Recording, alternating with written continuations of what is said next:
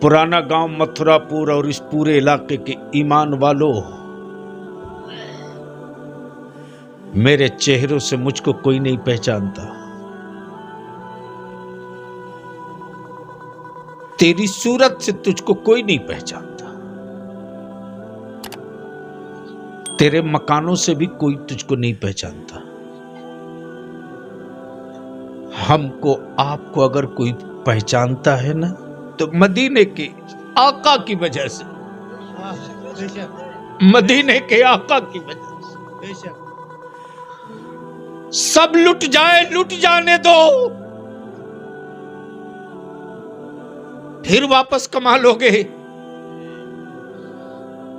لیکن اگر تیرے دلوں سے گنبد خضرا کی عظمت لٹ گئی تو لکھ لے، تیری قبر کی خوشی بھی لٹ جائے گی، قیامت کی مسرت بھی لٹ جائے گی، پل صراط کی آسانیاں بھی لٹ جائیں گی، اور اگر مدینے والے آقا کی عظمت تو نے بچا لی نا تو لکھ لے، دنیا میں کوئی پیدا نہیں ہوا جو تجھے لوٹ سکے گا۔ آج جسے دیکھو وہی میرے نبی کی عظمت پہ پتھر مارتا۔ بھارت کی ان پاگل عورتوں کو حکومتوں نے سپاڑی دے رکھا ہے، میرے نبی کی توہین کرنے کی سپاڑی دے رکھا ہے۔ عدالتیں دیکھتی ہیں، پولیس پرشاسن وردی میں گنڈائی دیکھتا ہے، حکومت میں بیٹھے لوگ دیکھتے ہیں۔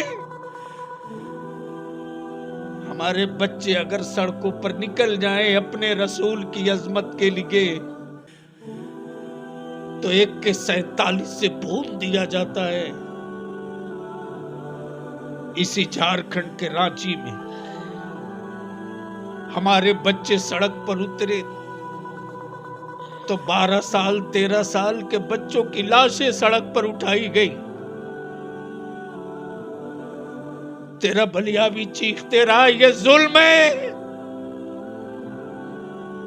لیکن کسی کے منہ سے آواز نہیں نکلی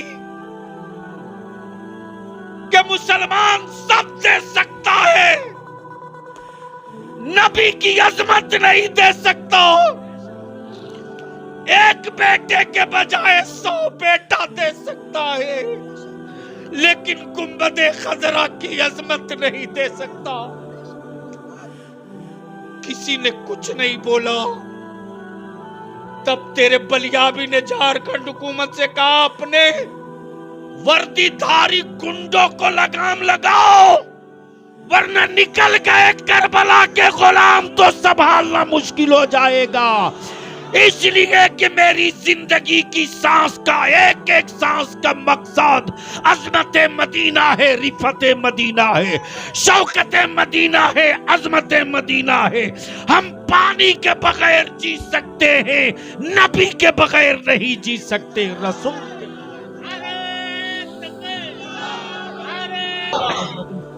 تب میں نے طے کیا کہ سیکولر کہلانے والوں، میں نے بورا میں تجھ کو ووٹ دیا ہے، تجھ سے نوکری نہیں مانگی، تجھ سے سروس نہیں مانگا، تجھ سے میڈیکل کالج نہیں مانگے، تجھ سے انجینئرنگ کالج کی بھی خیرات نہیں مانگی، کھیت میں چاس کر کے اپنے بچوں کو پال لیا، مکئی اور دھان کی کھیتی کر کے بچوں کی پرورش کر لی، حکومتوں کے سکے اور ٹکا پر میں نے مسجد نہیں بنائی ہے، حکومتوں کی لوٹی ہوئی زمین پر مسجدیں نہیں بنائی ہے، زمین ایمان والوں کی بنایا، ایمان والوں نے۔ اگر تیرے اقتدار اور حکومت کا بلڈوزر آئے گا تو یاد رکھنا تیرے لوہے کے بلڈوزر میں وہ دم نہیں ہے جو حسین کے غلاموں کے سینے میں دم ہے۔ دیکھیں گے देखेंगे। तब बलियावी ने तय किया इदारे शरिया से कि एक कानून बनाओ। अब वो कानून नामूसे रिसालत का, कि भारत में, बंगाल में अगर कोई मेरे नबी की तौहीन करेगा तो उस पर देशद्रोह का मुकदमा चलेगा। बोलो ये डिमांड नाजायज है कि जायज? जोर से बोल कर बताओ, ये होना चाहिए कि नहीं होना चाहिए? तो तुझको तेरे नबी की अजमत का वास्ता, तुझको तेरे रसूल की मोहब्बत का वास्ता, तुझको तेरे ईमान का वास्ता, सेकुलर कहलाने वाले पार्टियों के नेताओं को बुलाकर कह दो कि अगली मर्तबा वोट मांगने मत आना। हमने भी तय कर लिया है कि जो मेरे नबी के नामूस का कानून असेंबली में लाएगा उसी को दोबारा हुकूमत में हम लाएंगे। क्या ये कर सकते हो? नहीं कर सकते।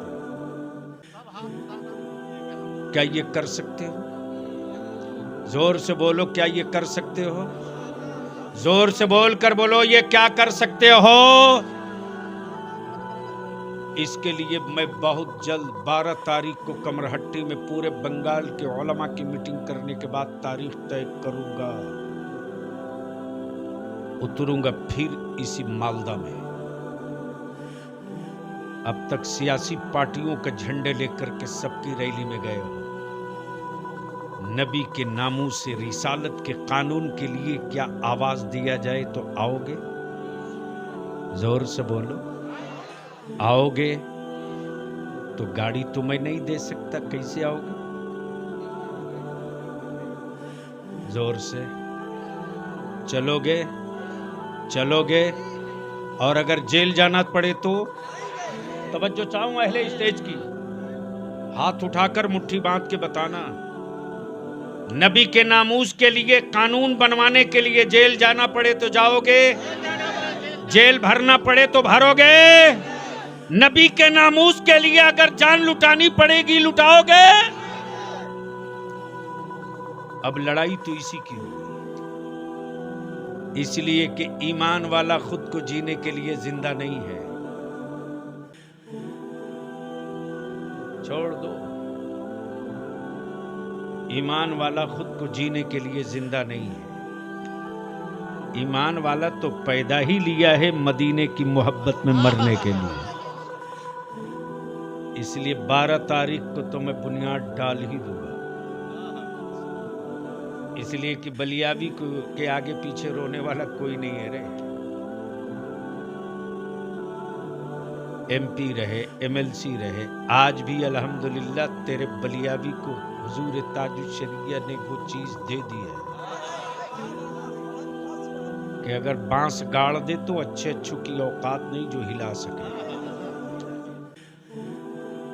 ये तो दुनिया जानती है, लेकिन अब सवाल ये उठता है कि गैरों में वो दम नहीं था जो मेरी बेटियों पर उंगली उठावी। ये मौका तुमने दिया, तुमने।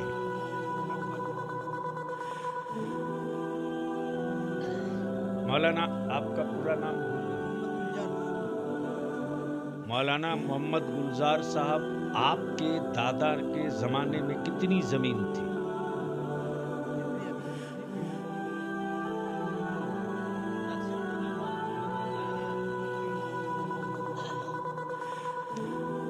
यानी दादा के जमाने में जितनी जमीन थी आपके वालिद साहब अकेले बेटा तकसीम, तो सब बटने के बाद कितनी बट कर एक भाई को मिली?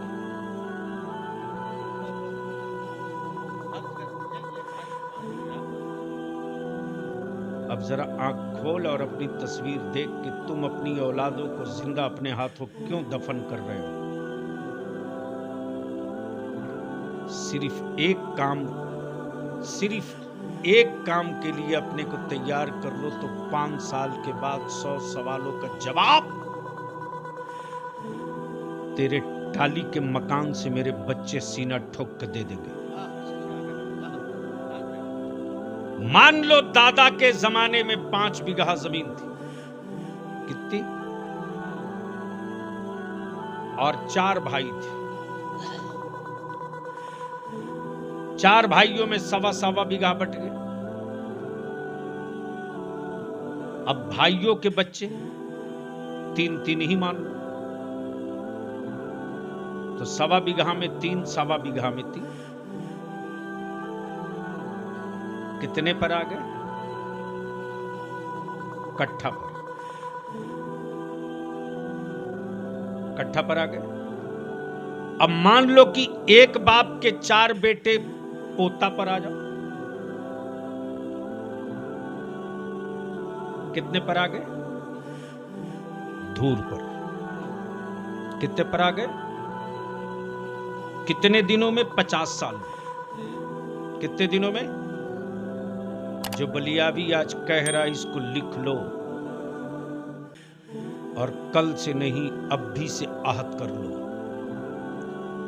ورنہ 10 سال کے بعد بنگال میں 30% بنگال کا مسلمان بھومی ہین ہو جائے گا. اور 10 سال کے بعد یہی وہ دلال ہیں، دلے، جب تیرے بچے بھومی ہین ہوں گے تو کہیں گے کہ تو ہندوستانی کیسے ہے، ثبوت دے. تیرا بیٹا کہے گا آدھار کارڈ، بولے گا نہیں مانوں. تیرا بیٹا کہے گا پاسپورٹ، بولے گا نہیں مانوں گا. تیرا بیٹا بولے گا یہ ووٹر آئی کارڈ، بولے گا نہیں مانوں گا. تیرے نام پر کوئی زمین ہے تو کاغذ دکھا. اس وقت تیرے بچوں کا کیا ہوگا؟ بلیابی نے اس پر بڑی گہرائی سے نظر ڈالا. تب میں نے طے کیا کہ جو 10 سال بعد تباہی آنے والی ہے اس کو روکنے کے لیے آج سے نہیں اب بھی سے تیار ہونا. اب بھی سے. اور اس کا ایک ہی راستہ ہے مسلمان، ایک ہی راستہ،